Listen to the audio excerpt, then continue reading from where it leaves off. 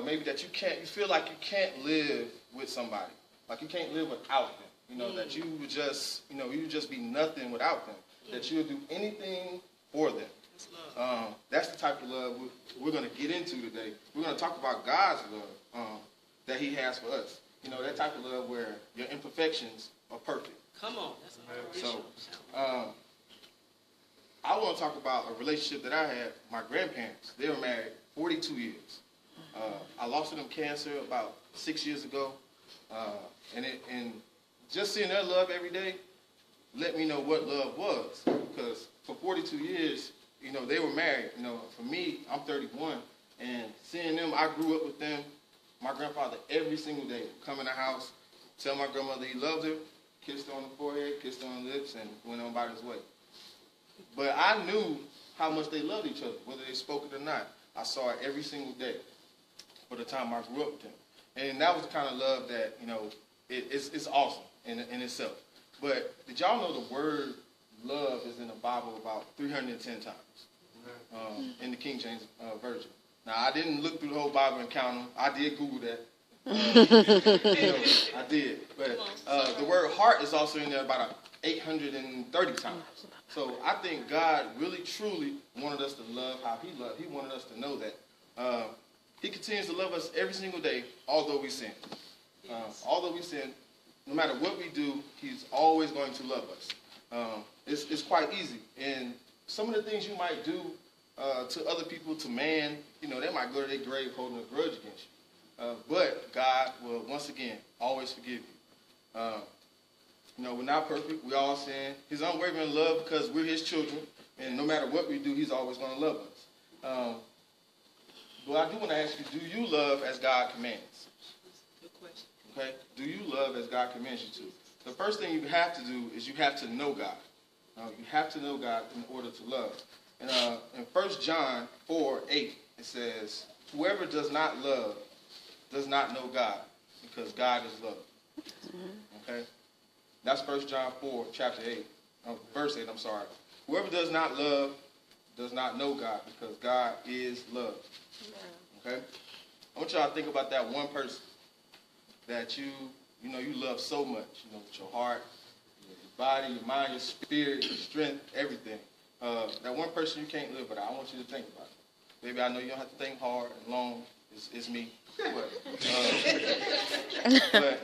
I want you to take that one person that you thought of. Wow. And you have to love God more than that person. Okay? You have to love God more than that person to love that person even more. Okay? When you love God first and with all your might, all your strength, you're going to be able to love that person and others even more. Okay? Deuteronomy 6:5. Deuteronomy 6:5 says, love the Lord your God with all your heart, and with all your soul, and with all your strength. I'm telling you right there. Love the Lord your God with all your heart, and all your soul, and all your strength. Okay? For me, God's love started with my grandmother. She laid the foundation in our family. We were at church. Whether we liked it or not, we were going to be in that church on Sunday. And other days also. We were in the church plays. We were in the choir singing. It was our whole family. God's love also started with how poor my family was. I didn't realize it then, but God was just blessing us abundantly in that time, making us strong. We lived in a house, a 2-bedroom house, 8 people. Okay? No running hot water. I mean, the tub never worked from the time I can remember. We never had a tub. So we had this big round basin. That we would take a big crab pot of cold water, warm it up on the stove, pour it into the basin, and that's how we took baths. Right in front of a space heater. We could have burned the whole house down with that thing and much more. Me and my aunt, we would always battle about who's going to take a bath first, because you didn't want to be in the dirty water. So that's that's how I grew up. I laugh about it now, but at times it was rough. But God's love was all over that situation. He allowed, me to grow up without my father. If most of y'all, if y'all don't know my story, my father was addicted to crack cocaine. My parents got divorced when I was about 7. So God's love really just turned that relationship with my father. He was in and out of prison, so I didn't know him much until recently now. He's a changed man. He's saved now. And that relationship is Amen. great. God's love has took that situation, and me and my father are working on our relationship. But without God's love, it wouldn't be there. Also allowed my mother to raise me and my sister by herself. For me and my sister to become successful in life, be, giving adults in this world. I have 3 beautiful nephews, James, William, and Jalen. My sister's a wonderful mom. Just seeing her grow up, she's still gonna always be my little sister, but I know God's love is all in control of that. God's love is also in the fact that my mother got to see me graduate college. To get out of the projects, that's what we grew up in. To get out of the projects, everybody knows that's a rough neighborhood, especially where I was at in Tampa, Florida. If anybody's familiar with that area, it was rough. But to get out of there, go all the way to Dubuque, Iowa. How many people know about Dubuque, Iowa? Okay, one person. That's how we know, Dubuque, Iowa. Okay, it's really small. Went up there, played football, but I got my degree.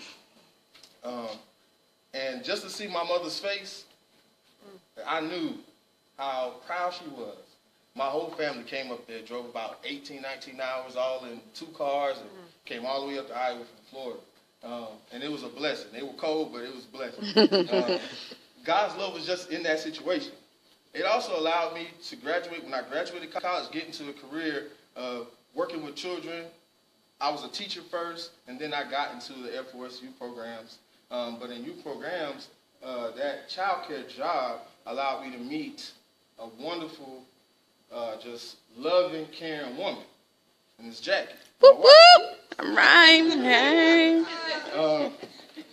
At that same time, I moved to San Antonio because of my job, and that allowed me to get into Maranatha Bible Church. I got saved. It was quick. That's why I said God's love was all over this situation, because it was May 13, 2012. I went to church. I hadn't been to church in years. But my spirit was just stirring at that time. I was going through a lot of things. God's love was just like, you need to get in church. Long story short, somebody I see all the time, used to see all the time at work, she came up to me and asked me to come to her church.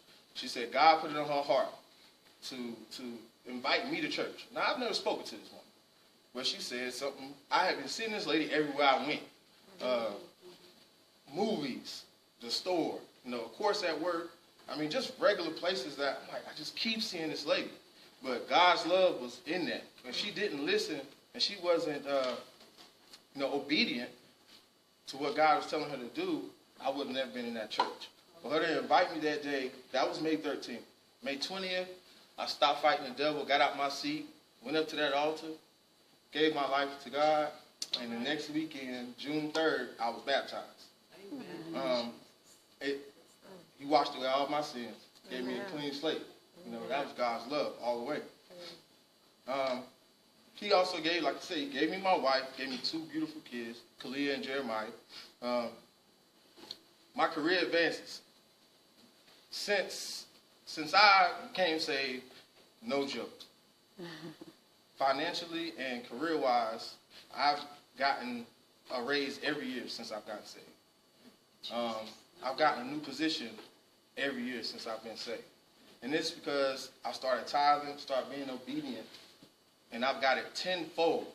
So I went from working I used to be, for those who don't know, CY3 is a youth term. You work directly with the kids. I went from there to being an intern, to being a school-age program director, which I am now, being an assistant director, and now we're about to move to Altus, Oklahoma, and I'm going to be the director. So I'm going to be the big boss now, finally. All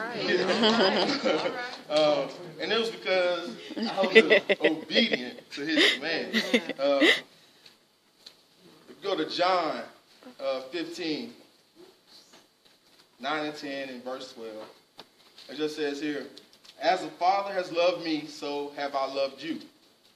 Now remain in my love.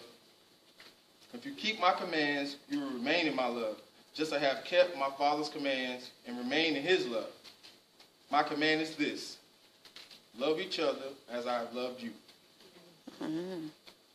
Love each other as I have loved you. And we can all recall probably a time in your life where you don't understand how you got out of something. And it was God's love protecting everybody and everything you do. Okay? Love each other as God has loved you. You know, when he says love each other, he don't just mean like your family, your friends, you know, those people you like, you get along with. He's talking about your enemies too. Right. That's right. He's talking about those people that you go to work and you dislike, you probably don't speak to those people and whatnot. You know, those same people, he commands you to love the same way. How many people are loving your enemies? Huh? Okay. He's telling you. It says Proverbs 10:12. Hatred stir up strifes, but love covereth all sins.